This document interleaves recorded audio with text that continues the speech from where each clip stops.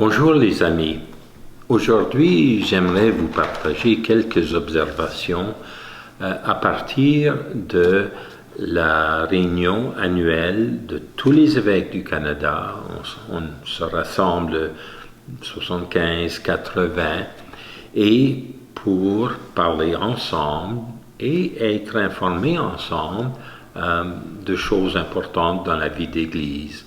Alors, par exemple, on parle de la liturgie, on parle de la catéchèse, l'évangélisation et l'éducation de la foi des adultes, on parle des efforts pour le respect de la vie, du moment de conception jusqu'à la mort naturelle. On discute où en sont les situations quant à les relations entre l'Église au Canada et les Autochtones. Alors, tout cela. Mais des fois aussi, on a quelqu'un qui vient nous présenter des informations et alors, quelles sont les conséquences pour l'Église, pour son activité pastorale. Et cette année, c'était sur toute la question des gens qui se déplacent, des gens qui quittent leur chez eux pour aller ailleurs. C'était Monseigneur Fabio Baggio, prêtre Scalabrini, qui travaille à Rome dans il y a une congrégation, un dicastère qui s'appelle pour le développement intégral de la personne humaine, toutes les questions de justice sociale. Et il y a une section de cela, c'est pour exactement ça. Les réfugiés, les gens qui sont en recherche d'asile, les gens qui se déplacent, les gens qui sont des immigrants purs et simples. Et alors, qu'est-ce que ça veut dire pour l'Église catholique au Canada de les accueillir, de s'assurer de la protection de leurs droits et dignités humaines, de promouvoir tout ce qu'ils apportent à notre pays, de vraiment les aider à s'intégrer, non pas simplement s'assimiler, mais plutôt s'intégrer, donc enrichissant notre société, notre Église, de tout ce qu'ils apportent. Alors, je vous partage quelques statistiques que le Père Fabio nous a partagées et qui m'ont vraiment un peu... ils sont venus sur mon radar d'une manière qu'ils n'y étaient pas auparavant. Alors, le nombre total en 2023 de gens qui se déplaçaient, qui quittaient chez eux pour aller ailleurs, eh bien, c'était 281 millions, 3%, quasiment 4% de la population des gens qui se déplaçaient. Bien sûr, avec ça, il y a des immigrants qui viennent pour commencer une nouvelle vie.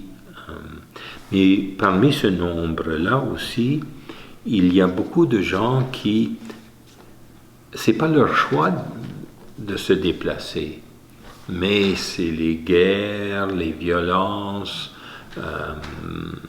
des fois le trafic de drogue qui les pousse à essayer de se sauver de ces dangers-là. Des fois, c'est les effets climatiques, tempêtes, sécheresse ou inondations, où ce n'est plus possible de demeurer où ils sont. Il n'est plus possible de cultiver leur terre, plus possible d'élever leur famille avec espoir pour l'avenir. Grande pauvreté. Or, c'est ce total-là que j'aimerais souligner parce que c'est l'étranger qu'on est appelé à accueillir pour devenir frère, pour devenir, comment on va dire ça, même ami, toute l'ouverture à l'autre. Or, le père Fabio nous avait dit qu'en décembre 2023, il y avait comme réfugiés, comme chercheurs d'asile, 31 millions de personnes dans notre monde. Et alors, c'est la question de, dans le contexte canadien, où en est-on?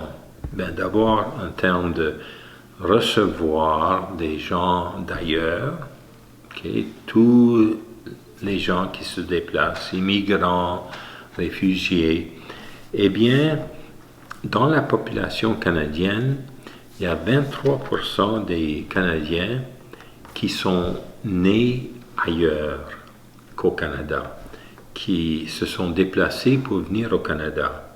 Alors, quasiment un quart de la population canadienne actuelle, oui, se sont déplacés au Canada, pour toutes sortes de raisons. Mais, comme par exemple, à ce moment-ci, la population totale du Canada, c'est à peu près 41 millions. Et l'année passée, cette population a augmenté par 0,6%. OK. Naissance, bon. Mais de fait, 99,3% de cette hausse de 0,6% à la population, c'était des nouveaux arrivants. Alors, on voit ça dans nos rues, lieux de travail, places publiques, dans nos églises. Notre pays est devenu énormément multiculturel. Le monde, toutes les nations du monde se rencontrent ici au Canada. Alors, qu'on pense, tous ces gens qui nous arrivent, leurs enfants sont dans les écoles avec nos enfants, ou ils ont une résidence juste à côté de nous, dans tel ou tel quartier. On les rencontre partout. Et ils ont des défis, c'est sûr. Des défis comme leur accès aux services de santé physique, santé mentale. Beaucoup arrivent avec des traumatismes. Tout ce qu'ils ont besoin pour commencer à s'établir, même des choses très concrètes comme où est l'hôpital, comment est-ce qu'on va avoir un docteur, l'école, comment ça se fait, tout ça, ouvrir un compte de banque, tout est nouveau.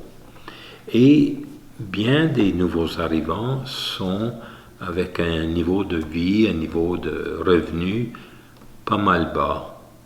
Et avec ça, une nouvelle langue, vivre, travailler, rencontrer les gens dans une nouvelle langue.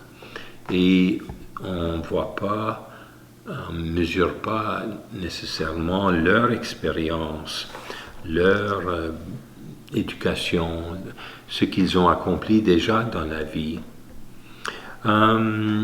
Il y a toute la question de statut au Canada. C'est réfugié, quand est-ce que ça vient le temps de résidence permanente, comment devient-on citoyen pour ne pas être toujours l'étranger. Et c'est sûr, avec des populations vulnérables, des fois, il y a possibilité, soit dans les lieux de travail, soit même dans le trafic de sexe, ou d'être injustement employé sur une grande ferme et on n'a pas nos droits respectés, notre respect qui nous est donné. Et alors, il y a aussi la question c'est des préjugés en notre société, racisme et autres. Alors, ils ont ces défis-là. La question pour notre Église, nos paroisses, c'est comment est-ce qu'on peut les aider à dépasser ces défis. Et je sais que dans notre diocèse, il y a des paroisses en particulier qui travaillent avec la coordinatrice de notre ministère auprès des immigrants, surtout réfugiés, chercheurs d'asile, qui se groupent ensemble et font parrainer, disons, une famille en particulier, avec peut-être des membres de cette famille-là déjà arrivés. Alors, toute la question du parrainage. Vraiment, qu'on pense à ça. Arrivant en ce pays, qu'est-ce qu'ils aimeraient rencontrer? Quelles aides et accueils ils aimeraient faire? Alors, toute paroisse peut se demander, est-ce que nous pouvons être une paroisse qui parraine, qui accueille et supporte les nouveaux arrivants? Si vous voulez de l'information sur ça, allez sur le site web et vous allez y trouver. Parce que vous savez, les nouveaux arrivants, ils viennent avec leurs besoins, des fois des grands besoins, même des grandes souffrances, des traumatismes des fois, mais ils apportent avec eux leur connaissance culturelle, spirituelle, ils apportent leurs valeurs, leur langue, ils apportent leur foi, leur manière de vivre, leur foi catholique. Et tout ça, c'est vraiment un enrichissement pour nous. Alors c'est la question, oui, de vivre la fraternité, vivre l'ouverture du cœur. Alors oui, on a parlé de ça et on a discuté dans chacun notre diocèse comment on peut promouvoir de tels efforts. Merci.